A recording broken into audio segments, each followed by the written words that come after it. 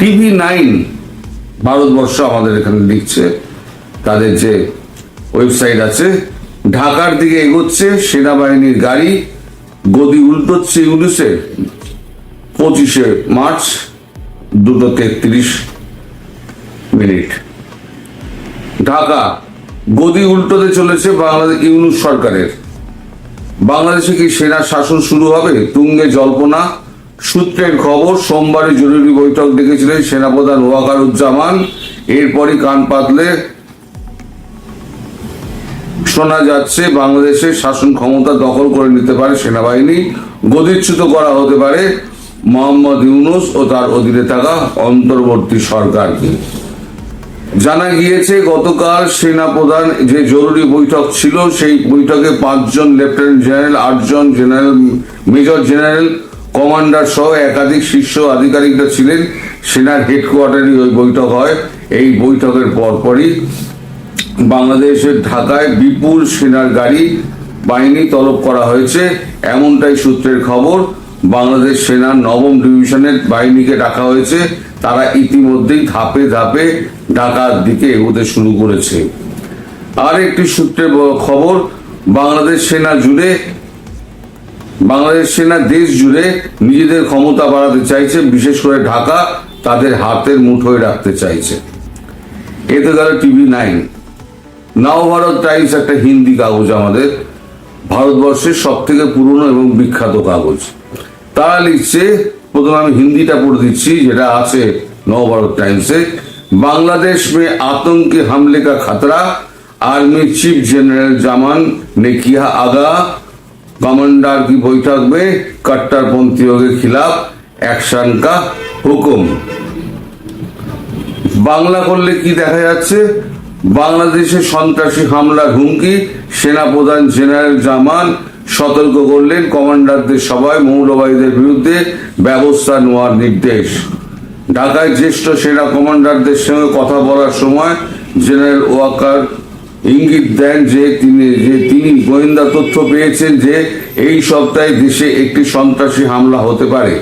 এর সাথে সাথে তিনি মৌলবাদীদের বিরুদ্ধে ব্যবস্থা নেওয়ার নির্দেশ দিয়েছেন। বাংলাদেশে শেখ হাসিনার সরকার উৎখাতের পর মৌলবাদীরা ক্রমাগত সক্রিয় হচ্ছে। টাইমস অফ ইন্ডিয়া লিখছে, আশা করি তারা মানবাধিকারের নিয়ম মেনে চলবে। বাংলাদেশ সম্পর্কে মার্কিন যুক্তরাষ্ট্র। টিওআই নিউজ 25শে মার্চ কি লিখছে, বাংলাদেশ সম্পর্কে এক নতুন বিবৃতিতে সোমবার যুক্তরাষ্ট্র ঢাকাকে মানবাধিকার নিয়ম মেনে চলতে এবং তার নাগরিকদের প্রতি ন্যায্য হতে বলেছে।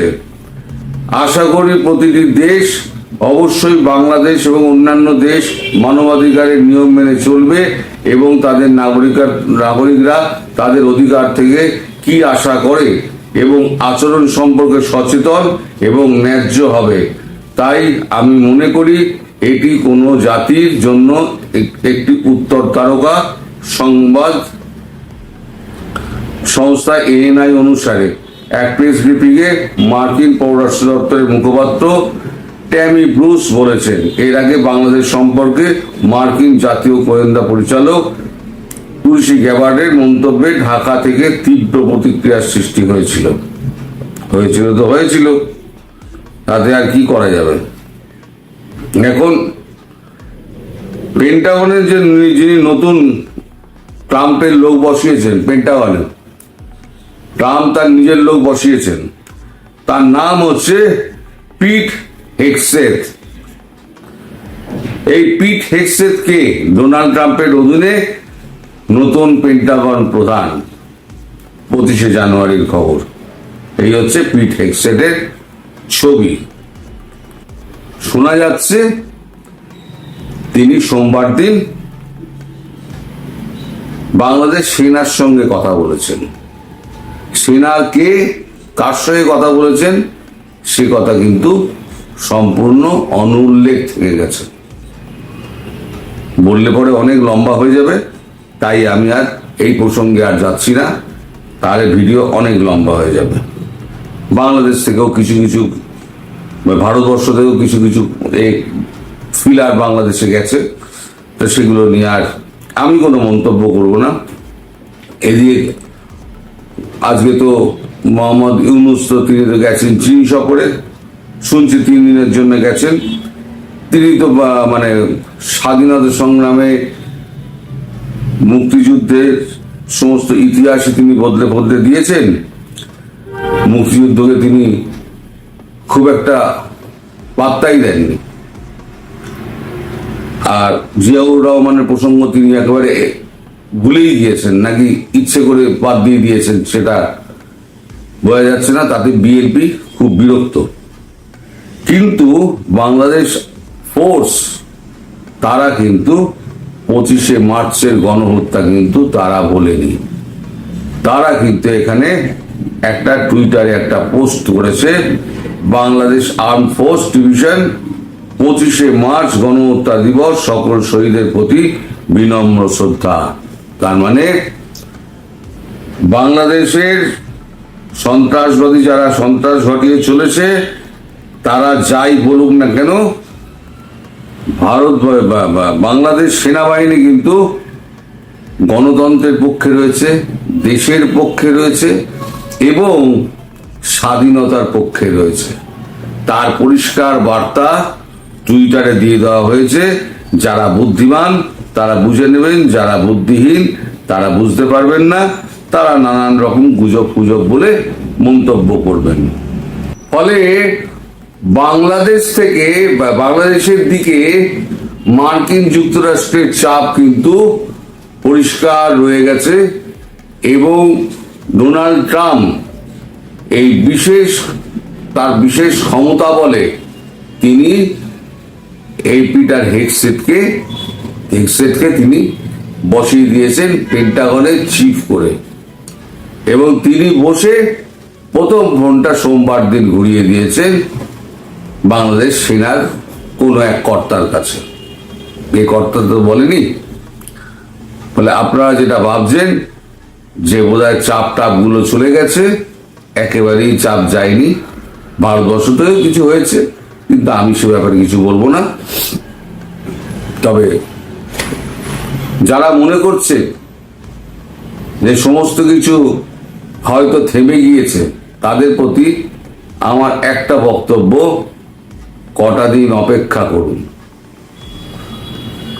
ভারত এবং মার্কিন যুক্তরাষ্ট্রের যৌথ চাপ, সেই চাপের কাছে কিন্তু ওয়াকারুজ্জামান কিন্তু তাকে কাজ করতেই হবে। তিনি কাজ না করলে তাহলে না ভারত ছাড়বে, না মার্কিন যুক্তরাষ্ট্র ছাড়বে। কারণ সেটা আমি গতকালকে ব্যাখ্যা করেছি কেন ছাড়বে না। এই প্রসঙ্গে দীর্ঘায়িত করব না, কারণ আপনাদের সময় কম। অনেকে আমাকে প্রশ্ন করেন কমেন্টে, আমি এখানে দুটো কমেন্ট তুলে দিচ্ছি। দুটো কমেন্ট দেখুন। প্রথম কমেন্টটা উনি কে লিখেছেন আসলে তো বোঝা যায় না। মার্চের মাঝে শেখ হাসিনা বাংলাদেশে না আসলে সবার কাছে মাপ চাইতে হবে আপনাকে, আমাকে। তাই ভদ্রলোককে আমি বলি যে আপনি সারা জীবনে যতগুলো কথা বলেছেন সব কটাকে টাইম মতো করতে পেরেছেন? বুকে হাত দিয়ে বলবেন যে আমি করতে পেরেছি, মেনে নেব। আর দ্বিতীয় কথা, এই ভারতকে আর আমাদেরকে কাঠগড়ায় দাঁড় করানোর আগে একবার নিজেরা বুঝে নেবেন আপনারা কতটা জলে আছেন, কতটা ডাঙায় আছেন। কালকে যদি ভারতবর্ষ হাত তুলে নেয়, আমি যিনি কমেন্ট করেছেন তাকে বলছি, কাল যদি ভারতবর্ষ হাত তুলে নেয়, আপনি বুঝে নেবেন যে আপনার সর্বনাশের কোন দিকে আপনি রয়েছেন। ভারতবর্ষে কেউ যায় আসে না, আমারও কেউ যায় আসে না। আমরা আগ বাড়িয়ে 71 একবার চেষ্টা করেছি, 24ও আবার চেষ্টা করেছি, কিন্তু তার মানে এই নয় যে আপনারা আমাদেরকে কাঠগড়ায় দাঁড় করিয়ে দেবেন। সুতরাং এই ধরনের মন্তব্য করার আগে 10 বার ভাববেন যে মন্তব্যটা আমি যেটা করছি সেই মন্তব্যটা আমার ক্ষেত্রে কতটা প্রযোজ্য। দ্বিতীয় হচ্ছে কমেন্টের উত্তর দেন না কেন। আপনারা দেখবেন ভিডিওতে মোটামুটি 1000 থেকে 1500 হচ্ছে কমেন্ট আসে, আমার সারাদিনে টেলিফোন আসে অন্তত 100, যেগুলোর মধ্যে আমি অন্তত 50-60টা রিসিভ করি। এইবার তারপরেতে আছে আমরা বিভিন্ন গ্রুপে আমন্ত্রণ, সেখানে একটুখানি যেতেই হয়। তারপর আছে আমার নিউজ তৈরি, আমার নিউজ আপলোড করা, এই সমস্ত কাজ। তা সারাদিন যদি আমি কমেন্টের উত্তর দিই তাহলে বাকি কাজগুলো কখন করব আমাকে একটুখানি আপনারাই সাজেস্ট করুন। কমেন্টের উত্তর দেওয়া জরুরি নাকি খবর খুঁজে আপনাদেরকে খবরটা দেওয়া জরুরি? আপনারা সবাই একটা করে মন্তব্য দুম করে দেন, কিন্তু তার প্রাসঙ্গিকতা বোঝেন না আর সেটা বোঝার চেষ্টাও করেন না। তবে সবার শেষে আমি একটা কথা বলবো, যে আপনারা কেউ আশাহত হবেন না। এই কারণে বলছি যে জীবনে আশাই কিন্তু মানুষকে বাঁচিয়ে রাখে, আর আপনাদের আশা কিন্তু বৃথা যাবে না। আমি এখানে একটা পোস্টার তুলে দিচ্ছি, অপেক্ষার পুরোটা জুড়েই থাকে অনিশ্চয়তা, তবুও মানুষ কোনো না কোনো অপেক্ষায় থাকে। অপেক্ষায় থাকুন, ফল আপনারা পাবেন, এবং ফল যে খুব শিগগিরই পাবেন সেটা আমি এবং অনেকে যারা এই নিয়ে কাজ করছে তারা বুঝতে পারছে। কিন্তু আগ বাড়িয়ে কোনো মন্তব্য করে আর বিতর্ক বাড়াতে যাব না। সবাই ভালো থাকবেন, সুস্থ থাকবেন এবং সাবধানে থাকবেন। নমস্কার।